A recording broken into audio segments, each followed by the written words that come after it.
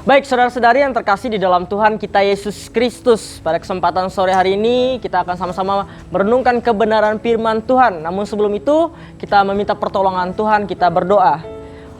Bapa yang kami agungkan di dalam Tuhan kami Yesus Kristus, terpujilah Engkau Tuhan atas segala kasih karunia yang Engkau berikan kepada kami yang tiada hentinya Tuhan, selalu menyertai hidup kami Tuhan.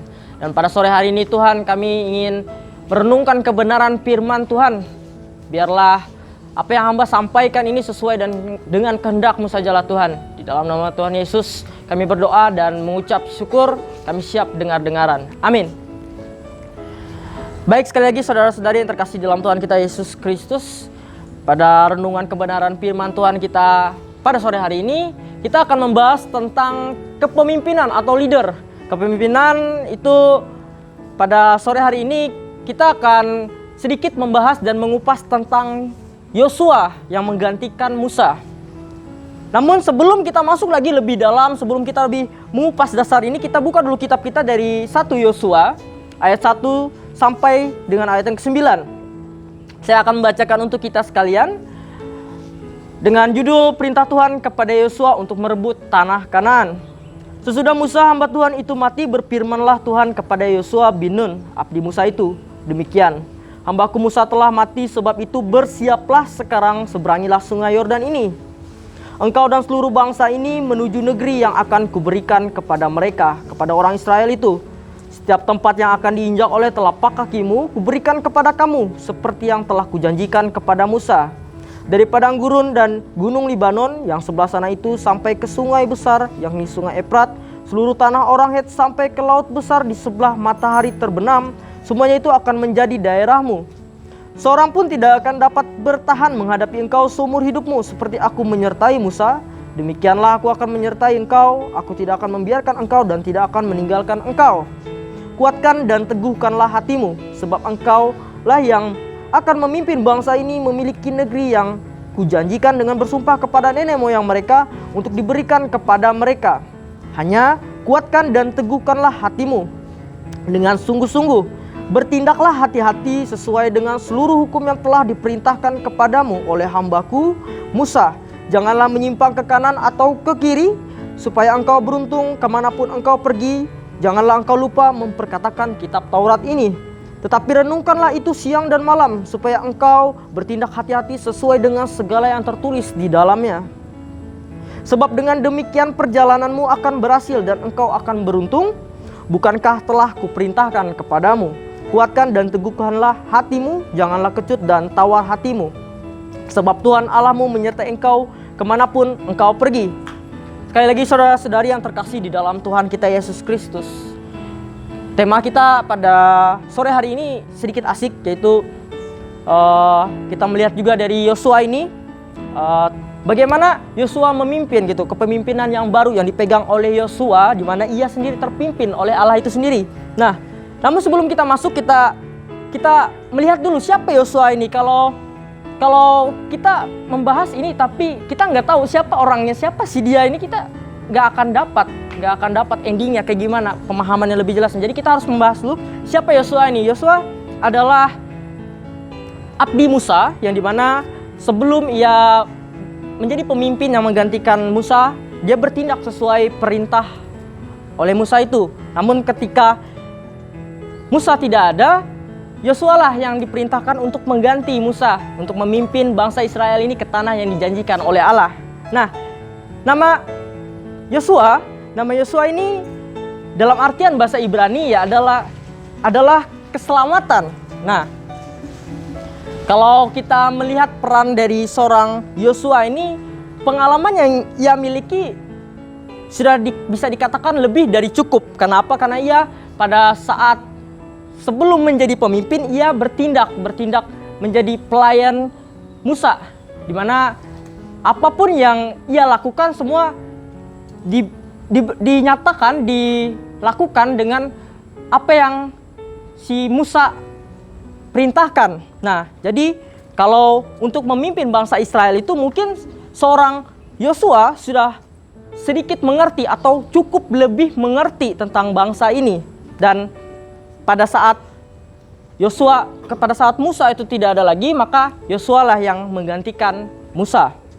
Nah, kalau kita melihat kepemimpinan dan leader, kita berbicara tentang leader ini, siapakah leader itu?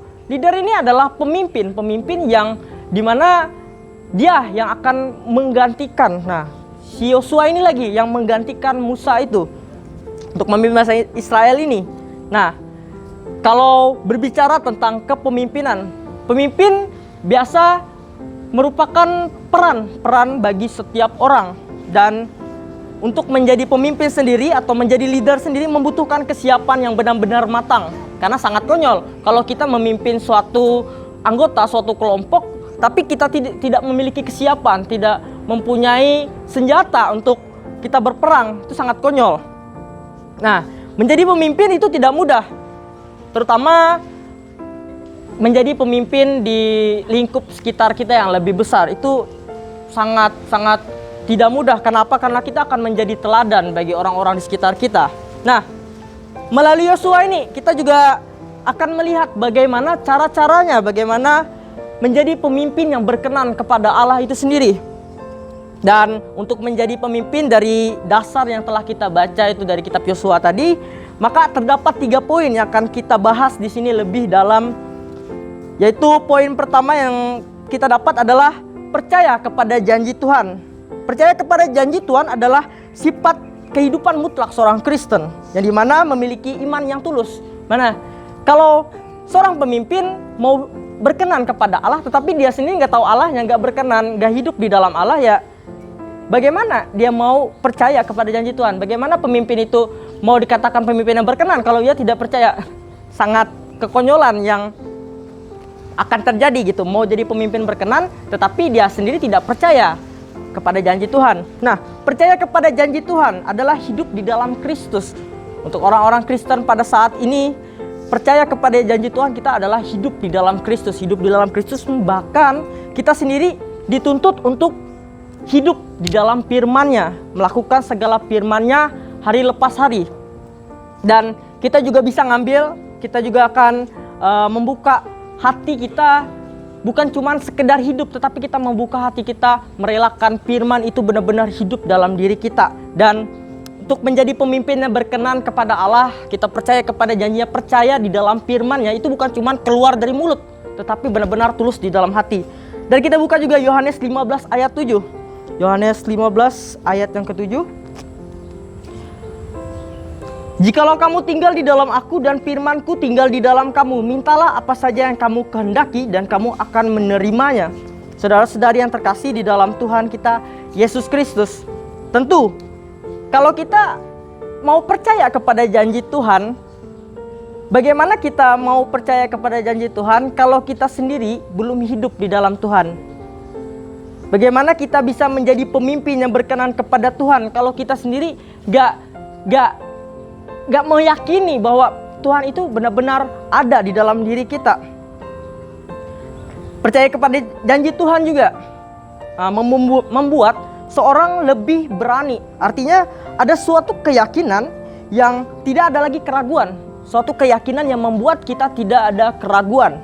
Nah, karena iman yang kita miliki, iman yang berasal dari Kristus itu, yang menuntun bahkan dalam suatu hal yang kita lakukan kepada Allah, kita akan merasakan penyertaan ini. Ketika kita mengimani Yesus, percaya kepada Yesus dalam hal-hal apapun yang kita lakukan, kita akan merasakan keberanian dalam melangkah. Kita akan merasakan penyertaan yang selalu hadir di dalam diri kita, sehingga kita tidak ada lagi keraguan untuk melakukan segala sesuatu. Nah, poin kedua, kita masuk ke dalam poin kedua, menguatkan dan meneguhkan hati. Menjadi pemimpin tidak mudah. Ya benar, menjadi pemimpin tidak mudah. Yang kembali yang ke awal tadi, menjadi teladan. Karena dia menjadi teladan, karena ada tuntutan yang terus hadir. Menjadi pemimpin yang tidak mudah, ada tuntutan yang terus hadir. Sama hal juga menghadapi tuntutan dan masalah yang terus hadir. Diperlukan mental dan hati yang kuat. Sebab dalam hati dan mental yang kuat pasti ada cobaan. Ada cobaan, dan cobaan itu akan terus hadir di dalam diri kita. Namun dalam cobaan ini bukan berarti kita langsung mundur, tapi ini melatih kesiapan mental kita dalam melakukan hal yang lebih besar lagi. Masalah-masalah, perkara-perkara yang lebih kecil itu menguatkan kita untuk sanggup dalam perkara-perkara yang lebih besar lagi. Nah, dan untuk menjadi pemimpin yang berkenan kepada Allah, ada hal yang harus diperhatikan selain pembentukan mental dan hati. Kita jangan cuma fokus dalam mental dan hati. Nah, yang pertama adalah bertindak hati-hati. Tindakan adalah yang paling, nih, poin kecil pertama, sebelum kita memfokuskan diri dalam mental dan hati saja, kita juga fokus kepada poin bertindak hati-hati. Kenapa kita harus bertindak hati-hati? Pemimpin yang berkenan, ketika ia melakukan tindakan, itu menjadi pusat perhatian. Itu menjadi perhatian yang paling diutamakan. Pemimpin, orang yang di atas, yang pertama-tama dilihat ya pasti adalah tindakannya. Maka dari itu, jagalah sikap kita dan hiduplah di dalam firman. Agar apa? Agar setiap yang kita lakukan itu sesuai dengan firman. Kita akan takut dan kita akan bertindak dengan firman, bukan dengan apa yang kita inginin, tetapi apa yang Tuhan inginin. Dan yang poin kedua adalah tidak menyimpang. Nah, tidak menyimpang di sini dalam artian kita tidak melanggar aturan. Apalagi hidup di dalam kekristenan, tidak melanggar aturan sama dengan kita tidak melanggar firman Tuhan. Kita melakukan firman Tuhan dengan hidup. Dan kita tahu pemimpin adalah teladan, seorang yang menjadi contoh dan sangat berpengaruh gitu. Ketika kita hidup di dalam firman itulah yang akan mendidik kita untuk kita menjadi contoh di dalam masyarakat sekitar kita. Maka dari itu kita harus memiliki pengaruh, di mana pengaruh itu bukan karena kita takut dengan orang-orang yang di bawah kita, tetapi karena kita takut untuk bertuhan, karena kita takut Tuhan sehingga kita melakukan segala sesuatu kepada orang-orang di bawah kita, karena semua itu adalah milik Tuhan juga. Nah, kita masuk pada poin besar yang ketiga, yang terakhir ini, tidak melupakan firman Tuhan. Poin ketiga, tidak melupakan firman Tuhan. Ini poin yang paling seharusnya difokuskan. Kalau kita bicara pemimpin yang berkenan kepada Tuhan, kalau pemimpin itu ingin berkenan kepada Tuhan, ya tentu dia tidak melupakan firman Tuhan. Dan ini hal yang sangat ditekankan untuk kekristenan bagi setiap orang, tidak hanya untuk pemimpin. Namun pertanyaannya, jika kita jadi pemimpin, apakah kita masih bisa mempertahankan firman Tuhan dalam hidup kita? Sebab kalau kita sudah dapat gelar, sudah dapat kekuasaan, sudah dapat uang, sudah dapat harta, otomatis banyak yang dari kita bakal melupakan firman Tuhan, karena hal itu lebih menggoda, lebih nikmat daripada kita fokus dalam firman Tuhan. Dan bahkan gini, kalau orang sudah menemukan segala sesuatunya, dia belum merasakan kepuasan, dia bisa saja meninggalkan Tuhan. Pertanyaannya, tanyakan kepada diri kita, apakah kita masih sanggup mempertahankan iman kita, mempertahankan firman Tuhan di dalam diri kita? Dan hendaknya mari kita sama-sama, ketika kita diberikan kesempatan, lakukan untuk kemuliaannya, dan jangan mengecewakan Dia yang telah memberikan semuanya kepada kita. Amin. Mari kita bersatu di dalam doa. Bapa yang kami agungkan di dalam Tuhan kami Yesus Kristus, terima kasih Tuhan untuk kesempatan ini. Kami telah merenungkan kebenaran firman Tuhan. Biarkan firman Tuhan ini tertanam di dalam hati kami, agar kami hidup lebih takut akan Tuhan. Bukan takut kepada orang-orang di sekitar kami, tapi kami takut kepada Tuhan. Selalu sertai kami Tuhan. Berikan yang terbaik dalam hidup kami, di dalam nama Tuhan Yesus kami berdoa dan mengucap syukur. Amin.